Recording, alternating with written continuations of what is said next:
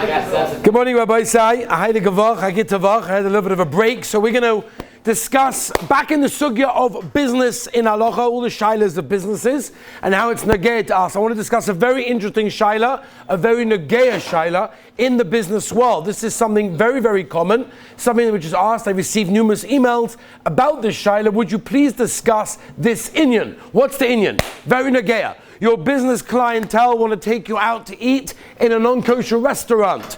Or for example, you want to take out your workers to a non-kosher restaurant, or that the business is getting together to make some kind of non-kosher event. Of course, you're not going to eat anything whatsoever. We're not dealing with the shaila of eating treif chas v'shalom. We're dealing with the shaila of maris ayin. Is there an issa for a person to go for a business meeting with his worker, with a future business partner or anything like that, to a non-kosher restaurant? Is that a problem of maris ayin? And by the way, this applies to so many different situations, so many different shaylas come in over here. So I want to discuss, first of all, today, Be'ez Hashem, the sugya of maris ayin. Let's understand why it's asa, when is it asa, and then Be'ez Hashem will move on to the sugya of when can it be mutter and how it applies to going to a business restaurant. Again, this is very, very negaya. This shaila comes up all the time in businesses. People get asked to go out to a restaurant and it's a non-kosher restaurant, or you want to take someone out, you want to go to a non-kosher restaurant, or the business is making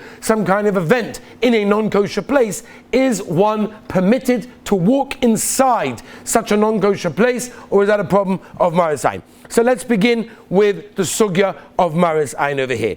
First of all, what is maris ayin? Let's understand what is maris ayin. It's, by the way, negaya so many times, not only in the business world, but also in many different situations, as we will discuss. Shabbos Kodesh, it's negaya. Pesach, it's negaya. It's negaya during the week. In a regular case, person wants to go to a restroom. He wants to go to the bathroom in a non-kosher restaurant. What can he do? He stops at a side place at a gas station, and there's a non-kosher restaurant that has a facilities over there to use the bathroom. Am I allowed to walk inside there, or is it a problem with maris ayin? So let's go. What is maris ayin? Maris ayin primarily means doing something that is permitted. You're not doing something that's asa, vaday not. You're doing something that's 100% al pi halacha permitted. However, to the onlookers, it gives the impression that you are doing something wrong. So again, you're doing something right, but it looks like you're doing something wrong. So that would be the case in a business meeting. I'm walking into a non-kosher treifa restaurant. I'm going to get nothing. Maybe I'll get a cup of water. Maybe I won't even get a cup of water. I'll get a bottle of water. Right? I'm not going to get anything whatsoever. Just walking into that place is going to be considered to be a shaila of maris ayin. Now, by the way, not only is maris ayin just what the onlookers may think, but in fact the Mishnah and the Gemara learn that it's actually derived from a pasuk in the Torah of V'yisem Nikiyim, which is that a person has to be to the outside naki, clean 100%. I remember in yeshiva we had a Rebbe, incredible Rebbe, unbelievable Talmid Chacham, a Yiras Shamayim, just to watch his Ashayotza was like almost like our Ne'il on Yom Kippur. That was his regular Ashayotza on a regular Wednesday afternoon. And he used to sometimes come in late to davening.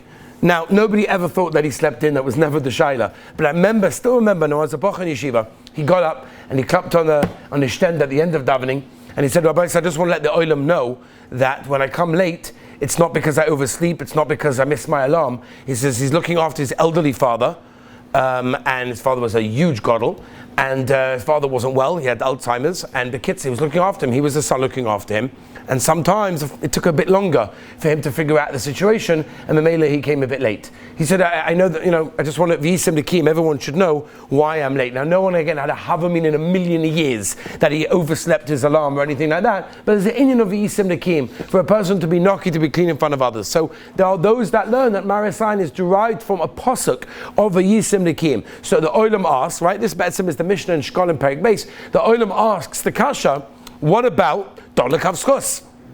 Doesn't every yid have a chiyuv of Don Lekav Schus? At the end of the day, just because I'm walking into a McDonald's restaurant to go to the bathroom, that's very nice, but he has an obligation to be done me lekaf zchus. So why is he assuming that I'm going to a treifa restaurant to go and order a burger with cheese on it? Maybe I'm simply going in there for the bathroom. He has a chiyuv of don lekaf zchus. He has to do that. In a chanami, say the poskim avadi he does, but the chiyuv here is on you. You, as the person walking into the restaurant, is the person that has a chiyuv of isin mekim to make sure that what your actions look like are 100% innocent and they are okay. So let's understand, why is maris ayin also? What's the problem? What could come out? What's the issa of maris ayin? So as we said, maris ayin does not mean we're doing something intrinsically wrong. We're doing something 100% al pi halacha mutter, no shaila. There's no issa in ordering a bottle of water from McDonald's. There's no issa.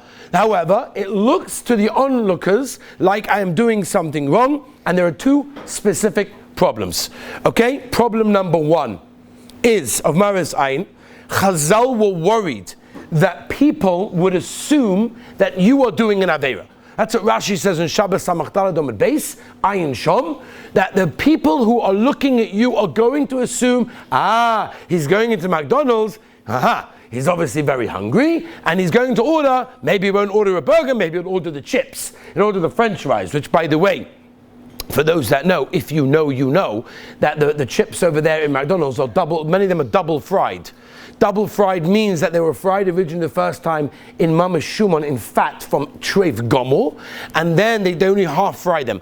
And then, you guys, you have to know the metzias, you have to you understand how McDonald's work. It's not stam, it's a whole mahalach. I don't know if anyone understands or knows this, but one of the colors that are primarily used by McDonald's restaurants is red. The reason why red is used is because it's not a color that's geschmack on the eye.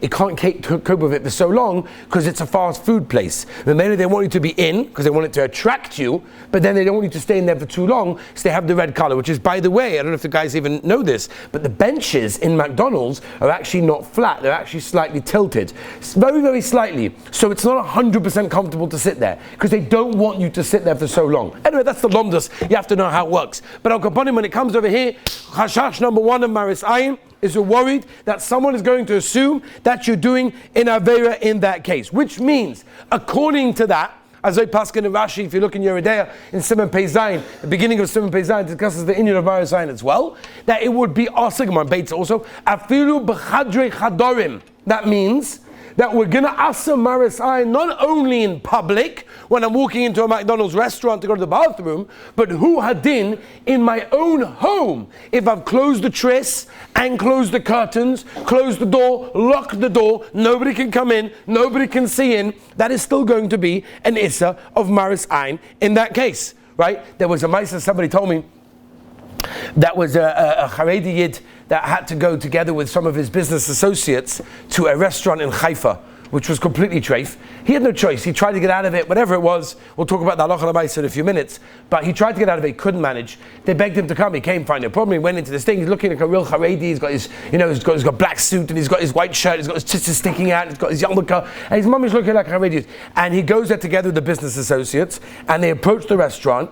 And there was a waitress outside who giving menus out to people in the street, trying to get people to come in. And she sees him and she says, by the way, this is Zalo Kosher. This is not a kosher restaurant. He says, don't worry, it's okay. I said I'll figure it out. I'm getting a water, whatever. So he sits down together with the business people, and another waitress comes to serve him. She says, by the way, this is not a kosher restaurant. It's like, it's okay, don't worry about it. He tells the people around him, his business associates, I ate already, it's fine, I don't need to eat anything, it's fine. Within 5 minutes, the chef comes out of the kitchen and assures him, I keep kosher in my home. But here, this is a dairy restaurant, but it's not kosher, please don't eat here. So the business associates that he was with looked at him and says, are you sure you're allowed to be here right now? It doesn't sound like you're even allowed to be here right now. And he was happy to say, well, not really. And they got up actually and they went to a kosher restaurant nearby. But I'll go upon him, one of the reasons why it's asa to do maris ayin is because someone is going to assume that you're doing an aveira. Reason number two, if he can, I can. That's reason number two, which means Chazal were worried. Right? You know how it goes. That restaurant is kosher. How do I know? There's a guy with a big beard inside. It must be kosher. It must be kosher. There's a chassid shigid inside. It must be okay, right? Come on. Big back yarmulke. He's inside there. It must be good, right? That's how we look at Hashem, chas v'shalom over here in Eretz Yisrael. Avad nisht. But upon him, one of the reasons why, this is reason number 2, why Maris Ayin is asa, is because people, to the onlookers, will say, aha, must be that it's kosher. Maybe I didn't chap, maybe they have a hechsher, maybe they have a tudah, I didn't see it, I didn't know about it, maybe they changed, whatever. And when a person sees you in there, they may falsely assume that it is kosher. I'll give an example. We know that blood of animals is osa. A person is not allowed to eat blood of animals. However, fish blood is mutter. Fish blood is mutter, there's no problem whatsoever. However, Chazal told us that if fish blood is in a kli, it's in a container, then it's a problem. Reb Chaim Kanievsky Zatzal discusses the shaila, what happens if a person bites into an apple and he takes out the apple and he sees blood, right? Well, I guess one of his teeth is bleeding. Or let's say he brushes his teeth and there's blood on the toothbrush. Is that considered to be a kli? Would that be a problem to put the toothbrush back in? And he says no, about the nish, because it's clear that it's mucha, that it came from a human, and therefore not worried. But al kaponim, fish blood that's in a container is a problem. Why? Because a person will see the fish blood, assume, this is meat blood, and therefore will get a problematic thing, and therefore that is a problem. Moshe famously was once, many times, he used to travel to the yeshiva for Kabbalah Shabbos, and someone would pick him up in a car. And it was after the time of Hadlaka Saneris in New York, and he was worried at one point because someone shouted, I guess they didn't know Moshe was in the car maybe, they shouted, Shabbos! Right? Because a woman understood that if I like candles, then Memele at Shabbos, how can you go in a car? And it was 100% mutter, he paskin, to go in a car. There wasn't a problem whatsoever, but he decided from then onwards, he's actually going to start walking because he didn't know what was getting to their problem. So these are the 2 problems of Maris Ayin. Problem number 1 is they're going to think you're doing something wrong. And problem number 2 is they're going to assume that it's actually mutter. So I'll tell you what, we'll finish with just this. There are 3 heterim that we could use for Maris Ayin, and we're going to see how they fit into a shaila of a restaurant.